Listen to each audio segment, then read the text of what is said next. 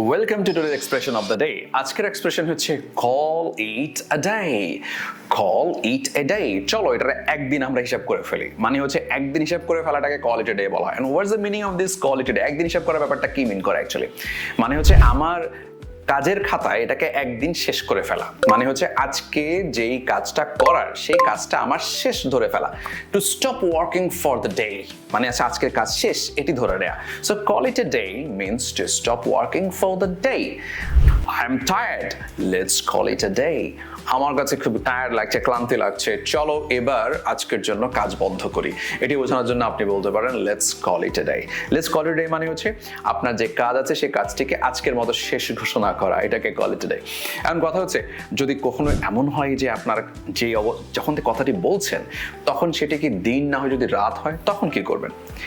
আপনি মনে রাখবেন কল ইট এ ডে একটা এক্সপ্রেশন যদি ডে সময় বলা হয়ে থাকে, কিন্তু ধরুন আপনি রাতে কাজ করছেন এবং রাতে কাজ শেষ হয়েছে এটি মানে বোঝানোর জন্য যদি আপনি বলতে চান তাহলে সেক্ষেত্রে কল ইট এ নাইট আপনি বলতে পারেন।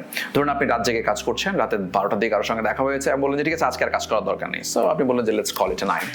অথবা সামহাও রাতে কারোর সঙ্গে দেখা করেছেন এবং দেখার শেষ প্রান্তে চলে এসেছেন, চলো আর কাজ করার দরকার নেই, আজ এসে কথা বলার দরকার নেই, মিটিং করার দরকার নেই, আজকে রাতের জন্য এখানেই শেষ, so let's call it a night. আপনি আমেরিকানরা এটা খুব ব্যবহার করে থাকে, let's call it a day দিনের বেলা, let's call it a night রাতের বেলা।